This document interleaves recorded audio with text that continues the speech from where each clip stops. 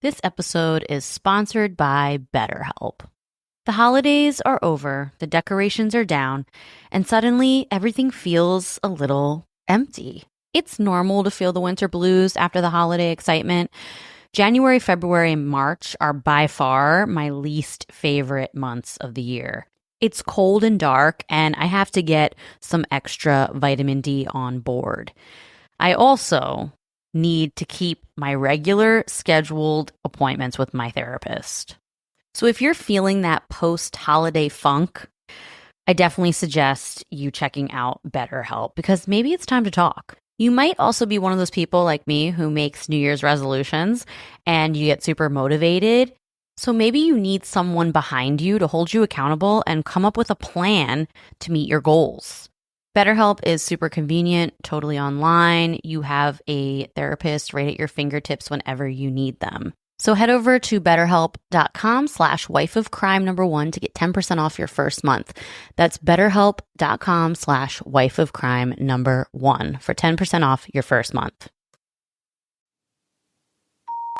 So Russ, it's the first week of fall, and the movie It just came out last week. So I thought it'd be pretty fitting to tell you the story of a real-life killer clown. This serial killer was so terrifying, and to be honest, I'm probably gonna have nightmares. This is the case of John Wayne Gacy.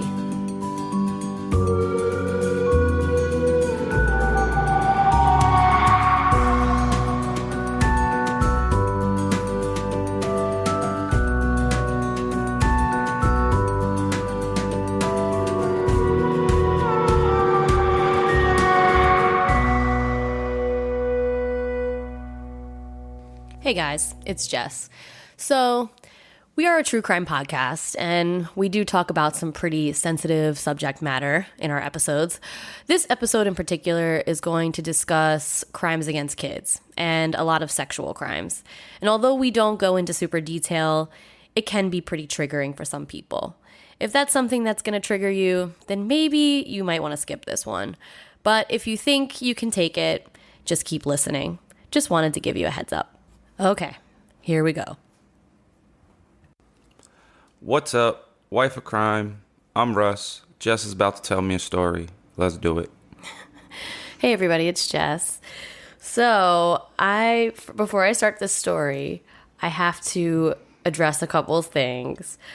We need to have another Jess Messed Up session. There'll never be a session like that for me. That's not true. I just don't tell you when you mess up. But you mess up all the time. Yeah.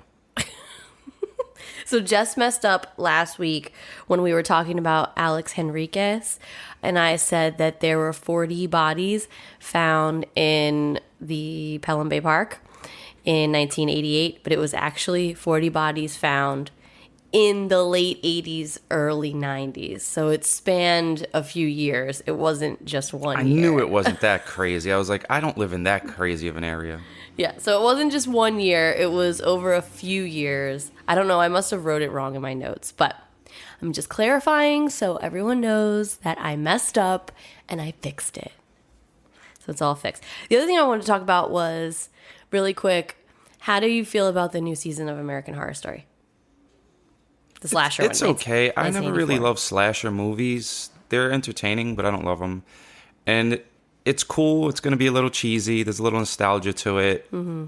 I think if you're just there to like watch it for a little fun, it's cool. But I don't think you get too invested in the story in this one. Yeah, maybe not. I kind of miss all the old actors. Like, where are they? Hopefully they'll be making some cameos coming up. But I don't know. I love 80s stuff. I love 80s movies. So I'm excited about it to see like where the story evolves. But some people are disappointed in it. So I was just curious what you thought.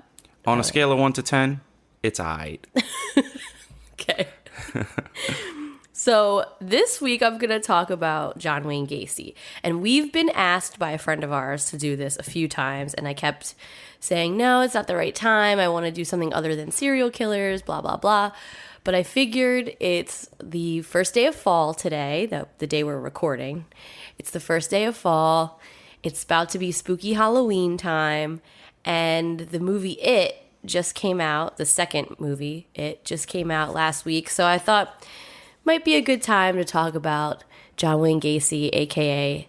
Pogo the Killer Clown. Oh, yeah, R.I.P. the dude from 1,000 Corpses. He died, the clown dude. Yeah, he did, Sid. So, speaking of killer clowns. What's his last name? Sid something.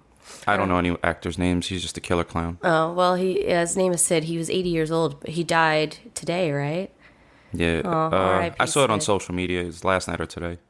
Yeah, he was scary. Oh my God, that movie, any of those movies that Rob Zombie makes are so scary to me. He was really creepy. But this creepy clown that I'm about to tell you about, it's actually pretty terrifying. Like, I knew about John Wayne Gacy. I knew like the general story, but once you really read about it, and then as I'm telling you the story, if you put yourself in these victims' shoes, it is so terrifying. Well, yeah, because a killer clown and like there's probably some torture. I mean, I don't know anything about the story, so let me know because I don't know if it's terrifying or not yet. Well, it's pretty bad. All right, so let me tell you a little bit about John Wayne Gacy's early life so you kind of get the idea of how his mentality was and like what set him up down this path. So John was born March 17th, 1942 in Chicago. He had two sisters. His father was a factory worker, so it was like a typical blue-collar family in the suburbs of Chicago, Illinois. John's father was an alcoholic, and every day he would come home from work, he would escape down to the basement, and he would get super drunk and then come upstairs and beat the crap out of his kids. And this was like an everyday thing, and John just got used to it. At some point, he just got used to getting beat every single day, but it was pretty traumatizing. It's pretty shitty. His mother and the sisters and him, they were all terrified of their father. So his father wanted John to be like this boy's boy, and he tried to teach him how to fish and wanted him to play sports, but John just wasn't super interested in those things.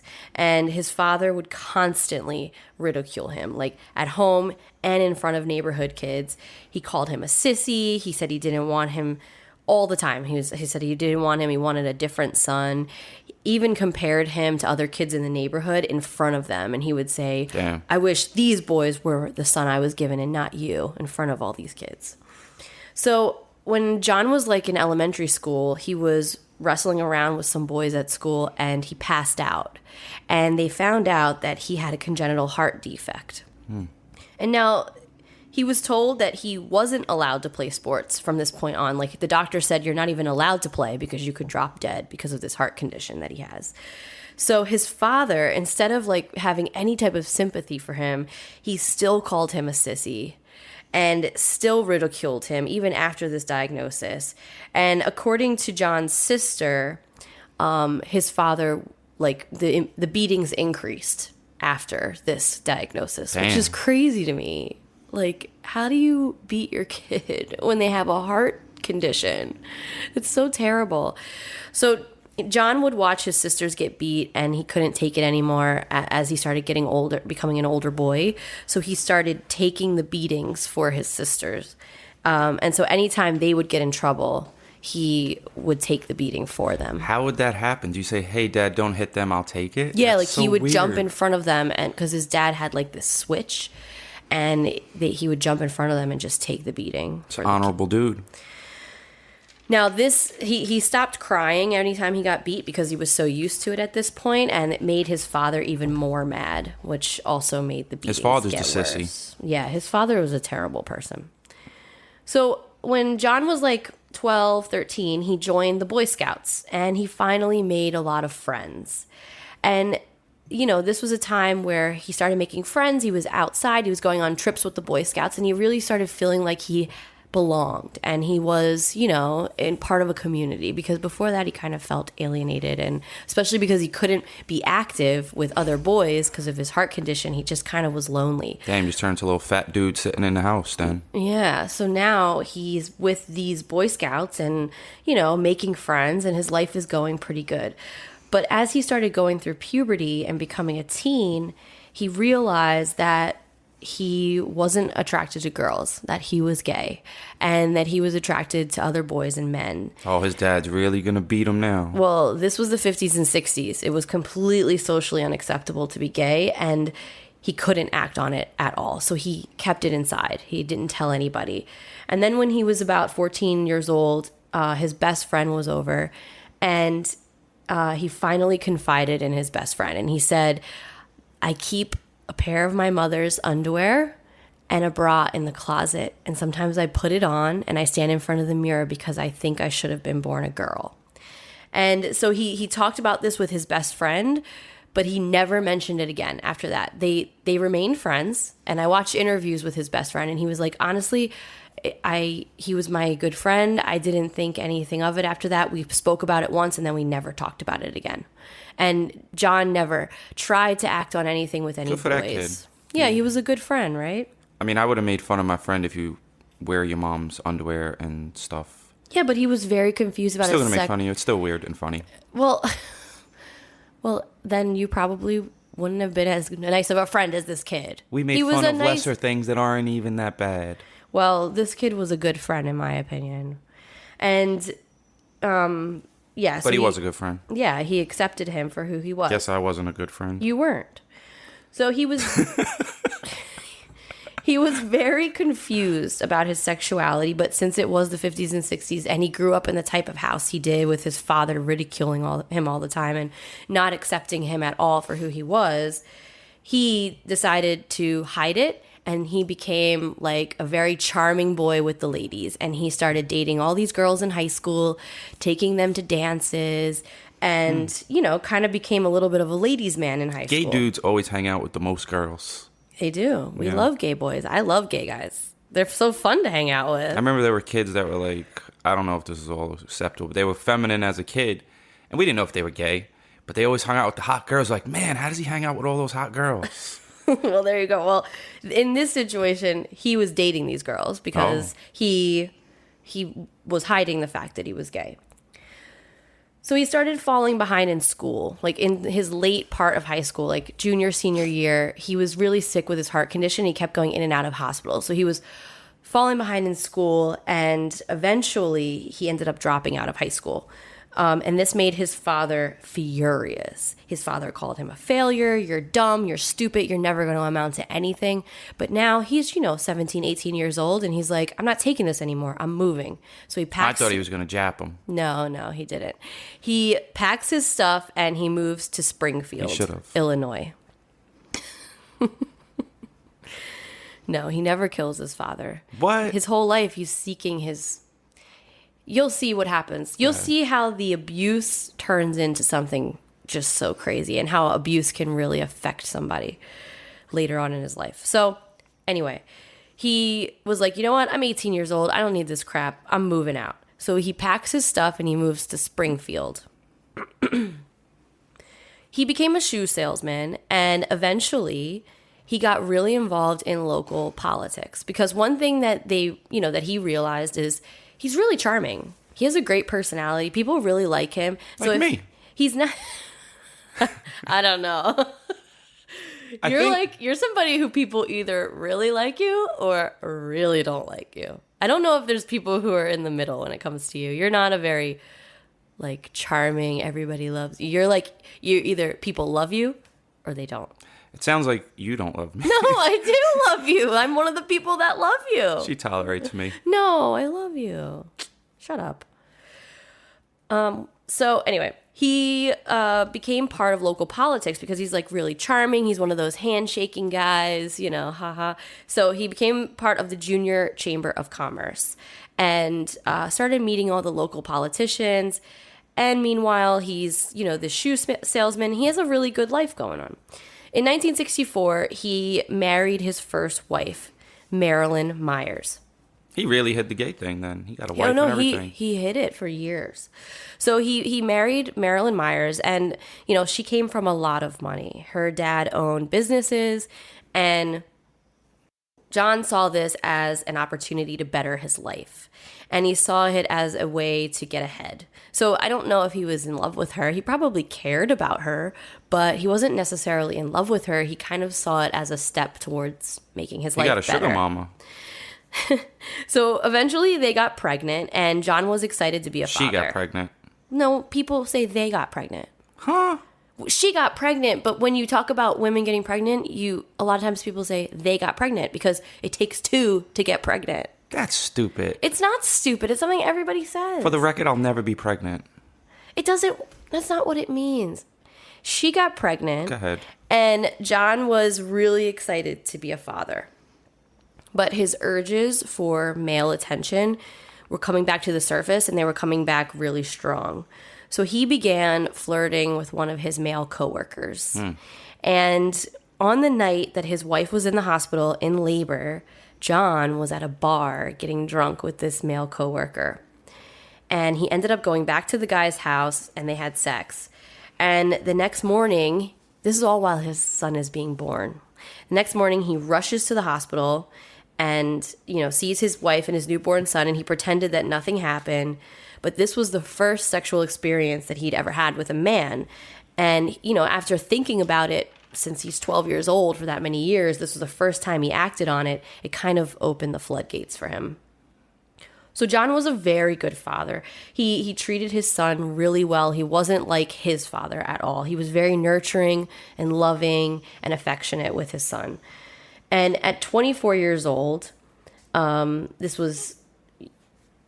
24 years old, John and his wife moved to Waterloo, Iowa, because her father owned a bunch of KFC restaurants. Oh, okay. And so he moved there to manage the multiple KFC stores. He loved being a boss. He loved telling people what to do. And he even would have his... Sounds like you. I love telling you what to do. Yeah. Not everybody. Just you. I don't know. I only see you around me, really. Well, John loved telling people what to do, and he even had his employees call him Colonel. How cheesy is that? It's kind of funny. Maybe I should have you call me Colonel around the house, since I love telling you what to do. I don't even... Just keep going. What are you talking about? So he got involved in local politics in Waterloo, Iowa as well. And he would recruit... This is where... Okay, so this is kind of the switch. He's 24 years old at this point, right? He just had this gay experience. Now this is kind of the switch has gone off in his head. And That dude turned him out. No, he was already gay. But now he's gay. But I don't even know what that means. Like he's ready to go. Well, he got involved in the Chamber of Commerce in Waterloo, Iowa, and the way that he would get new members is he would host parties in a hotel, and these parties were orgy parties and swinger parties in this hotel. And he would even sometimes host them out of his own house, and his wife was okay with it, and they became these big-time swingers. This was the 60s. It was the sexual revolution. This was a big thing in the 60s. So there was a lot of underground swinger stuff happening at this time, but he kind of would host these parties, and that's how he would get recruits to come and be part of the Chamber of Commerce in Waterloo, Iowa. Yo, Iowa is a bunch of freaks, boy. He recruited like 24 members at one point because of I wonder if it was all dudes. Orgy parties. Yeah, I think so. I'm not positive. Well, if his wife was involved, I guess she liked dudes. His wife was involved in. She knew about the swinging, like she was part of it. Now, that part of him was obviously accepted by his friends and his wife because his friends were all a part of it too. It was kind of like this club of people who would have these orgies and sex parties. So he ended up having another child eventually, and he had 2 children, he had a wife, he had a home, he was managing these 2 KFC restaurants, and his life seemed to be going really, really good. But little did anyone know that he started having these intense fantasies about teenage boys. And it got really intense specifically with wanting to have sex with teenage boys. And that's kind of where this story turns sick. That's some pedophile stuff. Yeah. Now, these fantasies would soon get the better of him, and this is where his crimes began. So his first victim was a 15-year-old boy named Donald Voorhees. His father and John were really good friends, and his father was actually an Iowa state senator at the time. So he invited Donald over to his house. And Donald came over because he's 15, but he knows John, like he's friends with his dad, so he didn't think anything of it. So like it's just the colonel. Yeah. Plus, his dad and him are friends. He didn't think anything of it. So he goes over to John's house, and John has this giant bar in his basement. So he fixes this 15-year-old kid a drink. Uh-oh. And he's like, hey, have you ever seen porn? Gonna slip him to Mickey. No, he didn't slip him a Mickey. He just fixed him a... What is a Mickey? It's when people... Like a roofie? Yeah, like it's when people drug you. But it's an old saying for a roofie, pretty much. Okay. So he didn't slip him a Mickey, but he did get him a little tipsy. And then he asked him, have you ever seen porn before? And the kid was like, no. So he took his projector and he put porn on his projector. And then he raped the little boy. Oh, damn. Yeah. So this is where John turns sick. So now... Did he rape him and let him go, or did he rape him and kill him? So he told the kid, I have mob connections in Chicago. If you tell anybody, I'm going to have you and your family killed. Is he going to call the clown posse? And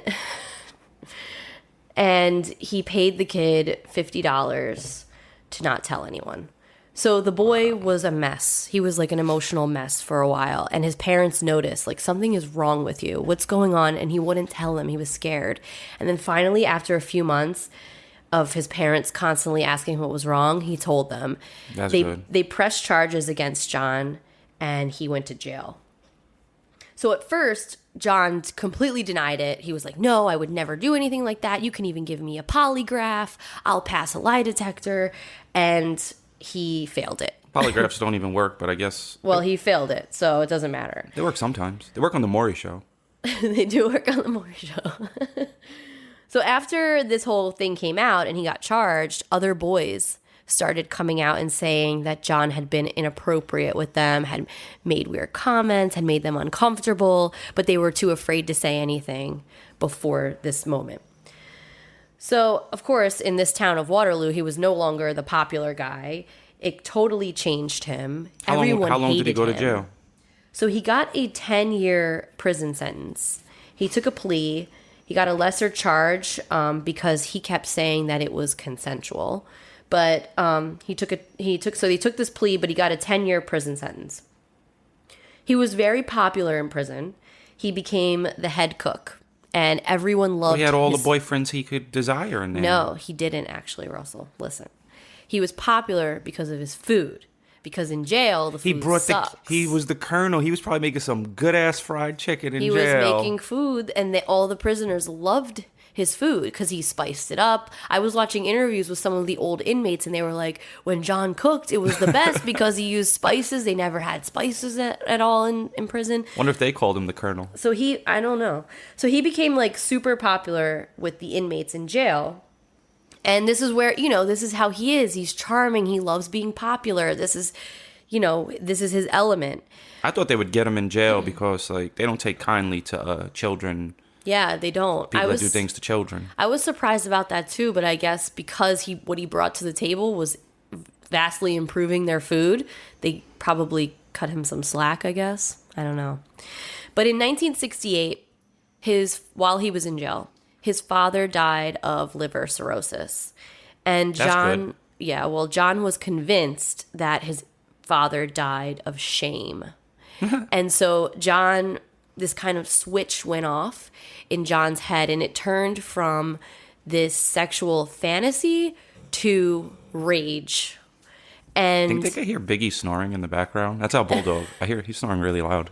He is snoring loud. I don't know if they can hear it, though. All right. Well, if you can, that's just Biggie. He's fat. We'll put a picture on Instagram. Show you what's going on. He is snoring, like, right next to us. So after his father died, and he was convinced that his father died of shame, a switch went off in his head and he became enraged. He became enraged about the fact that he had these thoughts. He was ashamed of his own self, and he started to hate. Well, yes. He should be ashamed of trying him to have sex molesting with these boys, of course. But it was being gay and having gay fantasies that he was also ashamed of. But of course, he should be ashamed of what he was doing with these boys. This was a whole other level. I mean, it's just not normal. Yeah. So what he started doing was bullying and beating all of the gay inmates. So anytime he knew that an inmate was gay or he saw two inmates fooling around or whatever, he would bash their heads in and just became a huge bully and started beating up all of them. Was he a big guy? Yeah, he was a pretty big guy. He was very big and fat. I'm going to look up how tall he was. Now, his shame became so bad about who he was and the hatred for himself, he took it out on all gay people. And this is kind of something we hear a lot. He was not big. He was only 5'9", 230 pounds. Well, he wasn't fat, but he was like a big guy. Nah, he was a little chubby toad looking dude. Oh. I meant big as in wide, not big as in tall. Okay. So this is something you hear about with crimes against the gay community a lot. Like, a lot of times there's people who perpetrate crimes against the gay community have feelings themselves about being ashamed of their feelings of being gay. Yeah, like if you're scared to be around gay people, then like I don't know. There was a picture of like a rapper. I mean, everyone knows 50 Cent is, and there was this other guy that was taking a picture with like a tranny, and one guy, like 50 Cent, was standing very close. I think had his arm on the gay or the tranny person, transsexual person. I'm sorry, I don't mean any harm. Okay, don't be offended or do whatever. And the guy who was like standing very far away from the person in the picture actually wound up that he was doing gay things. So like he was scared to stand next to the person. Yeah, so that's something that happens all the time with crimes against the gay community and hate crimes is when someone is ashamed of who they are and their feelings, they tend to take that out on other people who aren't ashamed of how they feel. So John was released. Listen to this. He was released from jail after 16 months because of good behavior. On a 10-year On a 10-year sentence. He was released after 16 months. How sick is our justice system? So he was released. That's a whole nother podcast. It is a whole nother podcast. That's true. I'm not doing that podcast, though. So he was released for good behavior, and he returned to his hometown of Chicago. And he moved in with his mom. Now, out here in this part, he was in Waterloo, Iowa when he got arrested. So now he goes back to Chicago. A lot of people don't know about his crimes. It's not like how it is now where we have social media and we find out all these things. People didn't know. So he went back to Chicago and it was kind of a clean slate for him. Yeah, there's no like encyclopedia of pedophiles. Yeah, they didn't have that back then. So he moved in with his mom. He got a job as a short order cook and he decided he's going to work constantly, save up all his money because he wants to start a business. So he worked tons of overtime, he saved up a ton of cash, and by 1971, he saved up enough cash to start a contracting business. And this business was called PDM Contractors. He bought a home, and he ended up meeting one of the girls he went to high school with. Her name was Carol, and she became his girlfriend. And she had 2 daughters, and he was very much like a stepfather to these 2 girls, and he treated them very well. And she knew that John was bisexual, and she accepted him for him being bisexual. Oh. But Gacy was about to snap. On January 2nd, 1972, he picked up a 16-year-old boy at a Greyhound station. He told the boy that he would give him a ride, but instead he brought him back to his house to have a drink. Didn't anybody tell what happened like back then? The number one thing when you were a kid, like in the 80s, don't talk to strangers. Well, that's when stranger danger was big. When we were kids, stranger danger was a big deal. Probably because in the 70s, there were all these damn serial killers. Everyone was hitchhiking, and all these serial killers are out killing people. But stranger danger became a thing in the 80s when we were kids. Yeah, don't talk to strangers and like... Yeah, 80s I mean, they and tried 90s. to scare us like, don't take candy from a dude in a van.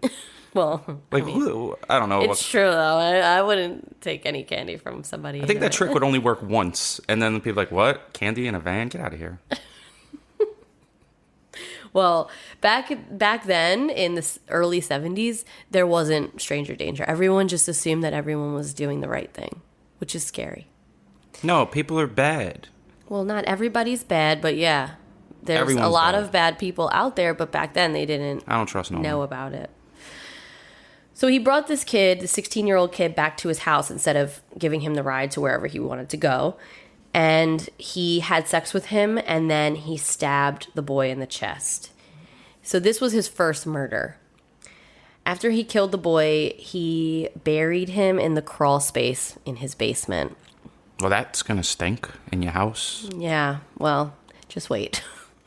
So the cops, after later on in interviews with the police, after they've investigated John Wayne Gacy and his crimes, they all say that they don't feel that this murder was necessarily premeditated. They think he was out cruising for, back in the day, in the 70s, 60s and 70s, men, especially married men, they used to go, quote unquote, cruising. And it's when they would just go drive around or walk through a park and hook up with other men because it wasn't socially acceptable to be gay. So a lot of times they were married and they had to keep it quiet. So they thought that this It's the weirdest thing I've ever heard. Well, it's not weird Just walk when through it's not parks, like, socially acceptable. You give him a wink, you look at his crotch. Yes, hey, no, bruh.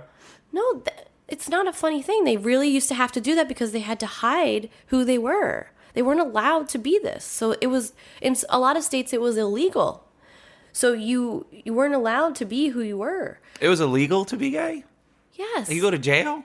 Yes. You're charged with a crime to be gay. So if you're gay and they don't want you to be gay, what they then do is lock you in a place with more men where you can't get out. It doesn't. But That's the stupidest thing I've heard. The point is that it was illegal to be gay. We don't want him around men, so we're gonna put him with men. Like, go ahead. No, it was really stupid. Who makes these laws? I can't believe that people would actually make it illegal to be who you are.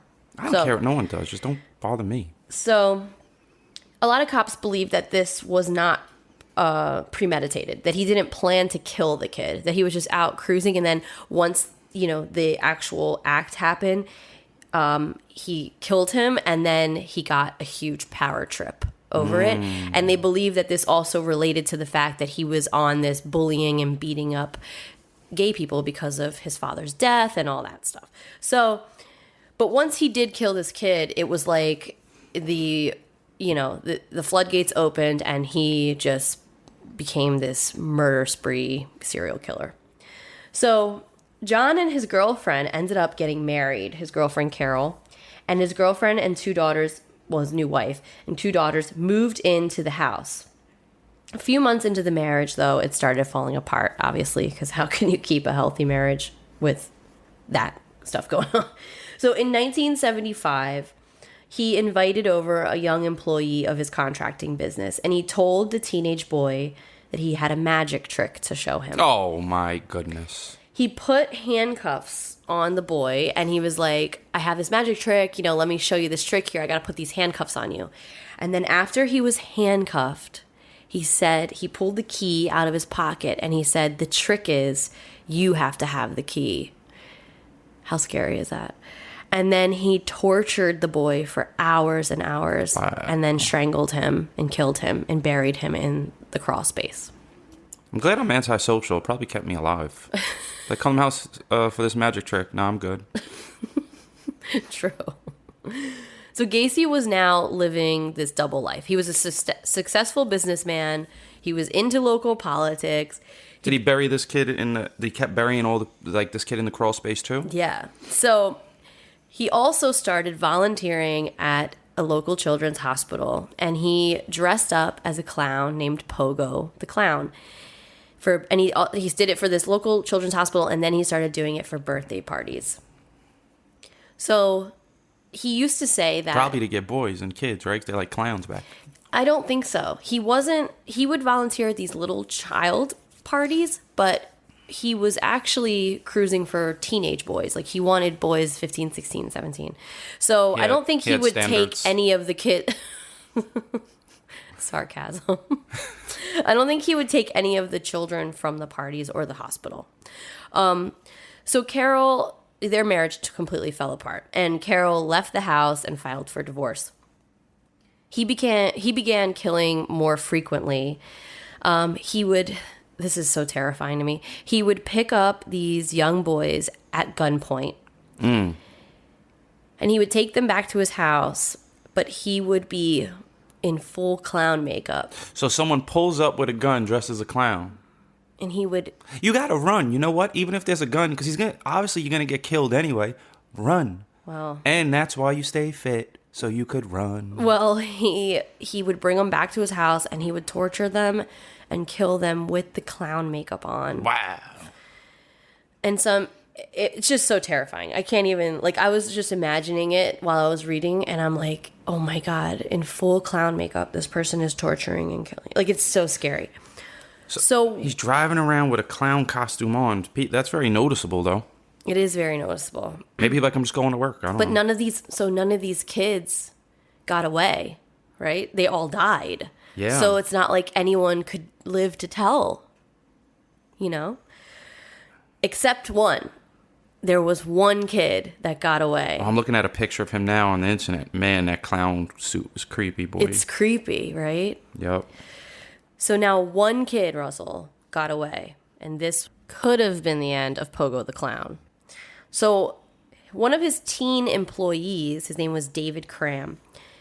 He worked for John for a long time. And then David ended up moving into John's spare bedroom in his house. And he told David, I want you to dig down in the basement and make trenches because I want to put new pipes in, right? That's obviously not why he wanted him to dig down. He wanted him to dig down and make trenches for more bodies. Bro was digging his own grave. Exactly. That's crazy. So the kid's like, all right, cool. I get to live here rent free and work for this dude. He works for his company, plus he's doing work at his house and he lives rent free. So he decides to move in and do that. So now one night, David was out with his friends and he comes home and he sees John sitting in the full clown costume, completely drunk in his recliner. And this is so scary. Gacy was like, let me show you a magic trick. Oh my God. So he puts the cuffs on this kid, David, and he was like, come on, I'll show you this magic trick. He only got one trick. Yeah, well, he's like, I'm going to show you the magic trick. So he puts the cuffs on him. So Gacy started speaking to him. Once he got him in the handcuffs, he started speaking to him in this high-pitched voice in the clown costume. He started laughing. And the guy, when I watched the interview, the guy said that he was going, I'm going to kill you. I'm going to rape you. In a high-pitched voice, in a clown costume. How scary. So he kept saying it, I'm going to kill you. I'm going to rape you. Right? So this kid, he was like, you better take these cuffs off me or I'm going to kick your ass. Right? Fuck yeah. So the kid, he's and he's strong. He's digging holes. Yeah, he's like, I'm gonna beat your ass. Take these cuffs off me right now. And he pushed John, right? When he pushed him, he said John got so mad, he started to growl like an animal, like a dog. He started to growl. And he came after the kid, but somehow the kid was able to push him down on the ground and he grabbed the key. I don't know how he grabbed it, but he got the key. With his hands. Well, I know, but I don't know how, shut up. I don't know if he got it through his pocket or if it fell on the floor. Like, I don't know, but somehow within the scuffle of the two of them going back and forth, he grabbed the key and he got out of the cuffs. He ran into his bedroom, grabbed his clothes, and left. And he escaped John Wayne Gacy. And it's the only person who's ever escaped him. Wow. Hopefully he tells. Yeah, so by now, John has tortured and killed 19 teenage boys. Oh, we done skipped a lot of murders. Well, yeah, I can't go through every single one. I mean, his MO is the same. He picks them up at gunpoint in the clown costume. I'm sure he has this high-pitched, scary-ass voice. He tortures them and kills them. He must have a them in the big house. That's a lot of crawl space. The house was like a rancher, so there was a pretty decent amount of space underneath of it. So by 1978... the 36-year-old, so now at this time when David Cram escaped him. How long has he been doing this at this point, like killing these kids? Because to kill 19 people, that takes a long amount of time. No, it wasn't that long. It was only a matter of 2 years. Wow. So now, by 1978, he had tortured... It's like one a month, almost. Actually, at the end of it, he ended up... let me finish my sentence. By 1978, which is only 2 years after he started, he had tortured and killed 32 young men. Holy moly. So David Cram didn't tell anyone. He didn't go That's the one that got away? Yeah, he didn't tell. Why? I don't know. Maybe he didn't know. He probably didn't know that he was didn't think killing. he was a serial killer. Yeah, he probably didn't think he was killing people. So he's probably like, this dude's just nuts. So on December 11th, he met with a client for his contracting business to do a job for him. And he told the 15-year-old boy, Rob Peast, who worked at the pharmacy next door to where his contracting business was, he told him, hey, I want to hire you to work for my contracting business. So why don't you come to my house tonight and we'll discuss the job that I have for you. So Rob told his mom before he left, I'm going to John Wayne's house to go discuss this job. So she knew he was going to Gacy's house, and that was the last place that he would be. So after the boy ended up being missing for a couple days, the mother told the cops, and the cops came to Gacy's door. 10 days later, police searched Gacy's home, and they found all the human remains in his basement of the 33 boys. I wonder if they left John in the house while they're doing the search. Or, they, lock you up when they're searching? I don't know. I don't know. They got a search, maybe. But he confessed to all the murders. So his trial... What was he going to say? Who put that there? Yeah, exactly. So his trial began February 6, 1980. Since he confessed to all the murders, the question in the trial wasn't, did he do it? The question is he completely insane? Well, yes, but that's not a reason... That's not justifying why. Well, no, he's not considered insane. So if you wear a clown costume and kill people, you're crazy. Well, the jury didn't think so, and his insanity plea did not hold up. So Gacy told police that the murders were committed by a dual personality named Pogo the Clown. It's and true. He totally played off this dual personality thing, but the jury wasn't having it. And after a very short deliberation, Gacy was sentenced to 21 life sentences and 12 death sentences. You can't kill someone 12 times. No, but he got 12 death sentences. Of course, you can only kill someone once, but that's not the point. It's the sentences. Okay. So he died by lethal injection May 10th, 1994. There was a huge crowd outside of the courthouse cheering. People were like, yeah, they were all happy that he was getting killed. He deserved it. I mean, he probably deserved a little more torture or something like that. Or suffering, but yeah, I mean, he's not on this earth. He, while he was on death row, he created a lot of artwork that sold for lots of money. And there were rumors, remember I mentioned in a previous episode that there were rumors that he wasn't actually doing the artwork. He was paying people in jail to create this artwork for him and then selling it as it was his. I thought that was someone else. No, that was him. We were talking during the Ed Gein episode, but I brought that up. So I looked it up and I researched it as much as I could, and apparently those are just rumors. While on death row, he took art classes and, painted these self-portraits of himself as Pogo the Clown. Wow. And he sold them.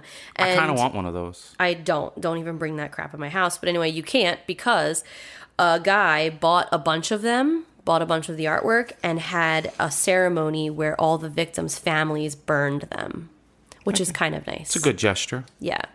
So there were a few pieces that got out, though. There are some pieces around. And his last piece of artwork was the self-portrait of him as Pogo the Clown, and it sold for $4,000.